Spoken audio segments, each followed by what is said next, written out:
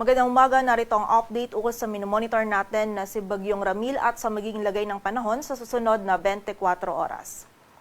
Kaninang 2 a.m. yung low pressure area na minomonitor natin ay isa ng ganap na bagyo na may local name na Ramil. Huli itong namataan sa layong 1,145 kilometers east of southeastern Luzon. Taglay po nito yung lakas ng hangin na 45 kilometers per hour malapit sa sentro at bugso ng hangin na umaabot sa 55 kilometers per hour. Ito'y kumikilos pakanluran, hilagang kanluran na mabagal at sa kasalukuyan po ay hindi pa dama yung epekto nito sa anumang bahagi ng ating bansa. Ngunit nga, mamayang hapon po, habang mas papalapit na itong si Bagyong Ramil, yung trough or extension po nito ay posible nang magdulot ng mga kalat-kalat na pag-ulan dito sa may silangan ng Southern Luzon at Visayas. Samantala, ngayong araw magiging mataas pa rin po yung tsansa ng mga pag-ulan sa malaking bahagi po ng Luzon. Dulot po ito ng easterlies na nakakaapekto pa rin dito sa may central at southern Luzon, maging sa area po ng Visayas. So for today po, yung magdudulot po ng mga pag-ulan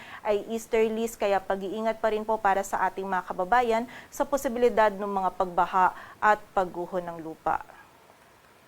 At ayon nga dito sa ating latest forecast track analysis ni Bagyong Ramil, sa kasalukuyan po ay binabaybay pa nito yung karagatan sa silangan ng ating bansa. Generally, magiging westward po yung pagkilos nito and bukas po ng umaga or hapon ay lalapit ito dito sa may area ng Catanduanes and by Sunday morning naman or afternoon ay maglalandfall ito either dito sa Aurora or Quezon area and then tatawirin po nito by Sunday itong area ng northern and central Luzon. And muli po sa ngayon, hindi pa po natin dama yung epekto nito ni Bagyong Ramil sa anumang bahagi ng ating bansa. Ngunit habang papalapit nga po ito kung saan mamayang hapon, posible na po yung trough or extension nito magdulot ng mga kalat-kalat na pag-ulan dito sa ilang areas ng Bicol Region at Eastern Visayas. And bukas naman po kung saan mas malapit pa po itong si Bagyong Ramil dito sa ating kalupaan, doon na po mas magsisimula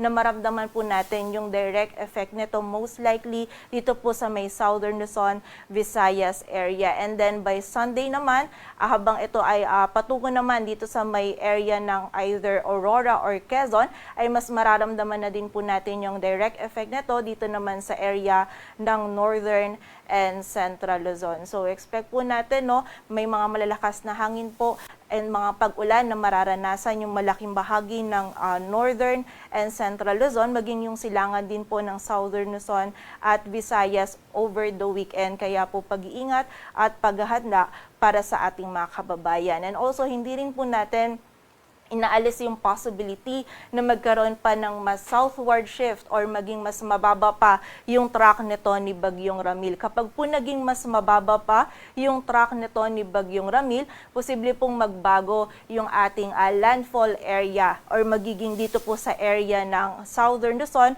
or maybe dito din po or posible din po dito sa may summer provinces. And kapag po naging mas mababa yung track po nito or nagkaroon ng southward shift sa track po nito, ay maapektuhan din po itong malaking area pa ng Southern Luzon. Kaya naman po mag-antabay pa rin po tayo sa mga updates na ipapalabas ng Pag-asa.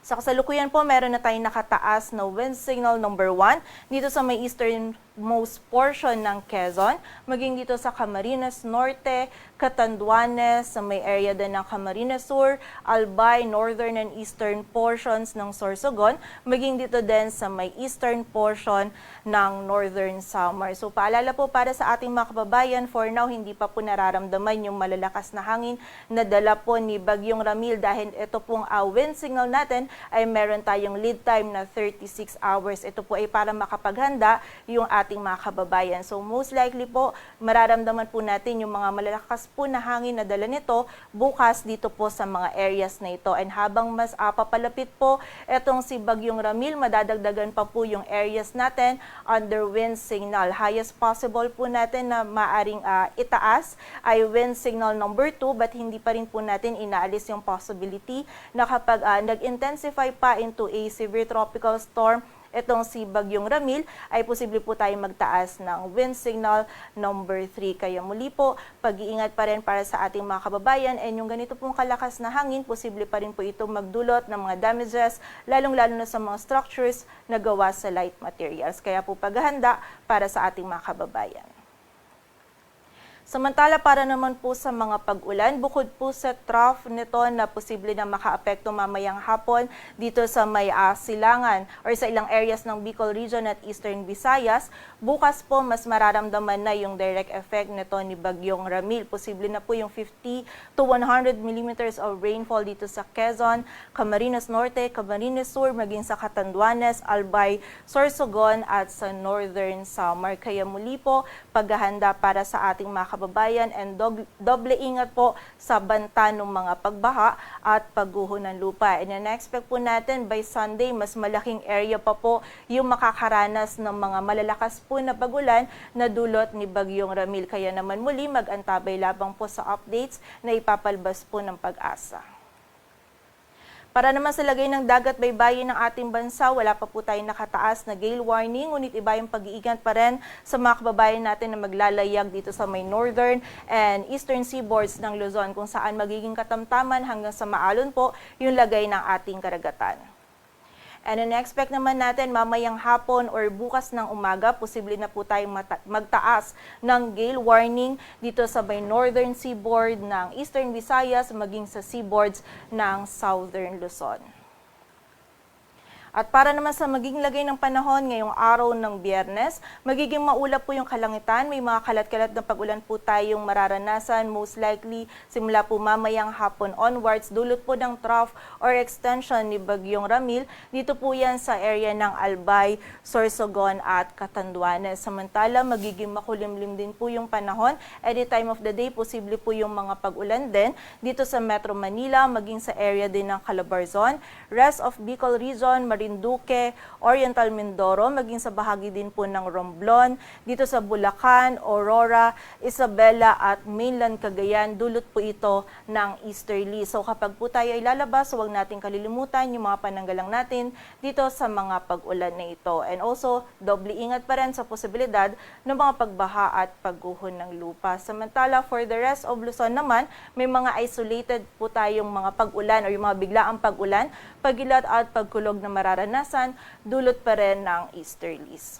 Agwat ng temperatura dito sa Metro Manila ay mula 26 to 32 degrees Celsius. Samantala, dito naman sa bahagi ng Northern at Eastern Samar ay meron din po mga kalat-kalat na pag-ulan na mararanasan. Dulot din ito ng trough or extension ni Bagyong Ramil. Samantala, for the rest of Visayas naman, magiging mataas din po yung possibility ng mga pag-ulan, pagkilat at pagkulog na dulot naman ng easterlies. And dito naman po sa buong bahagi ng Mindanao, meron tayong mararanasan pa din ng mga isolated na mga pag-ulan. Dulot ito ng mga localized thunderstorms. And during severe thunderstorms, posible pa rin po tayo makaranas ng katamtaman hanggang sa mga malalakas po na pag-ulan na maaari magdulot pa rin ng mga pagbaha at pagguho ng lupa, kaya naman pag-iingat pa rin para sa ating mga kababayan. Agwat ng temperatura sa Cebu ay mula 27 to 31 degrees Celsius at sa Davao naman ay 25 to 33 degrees Celsius. Dito sa Metro Manila, ang araw ay sisikat mamayang 5:48 ng umaga at lulubog mamayang 5:35 ng hapon. Patuloy po tayo magantabay sa updates na ipapalabas ng Pag-asa. Para sa mas kumpletong impormasyon, bisitahin ang aming website pag-asa.dost.gov.ph, at para naman po sa mga heavy rainfall warnings or yung mga thunderstorm or rainfall advisories na pinapalabas ng ating mga regional offices, bisitahin ang aming website panahon.gov.ph. At yan po muna ang latest dito sa Weather Forecasting Center ng Pag-asa.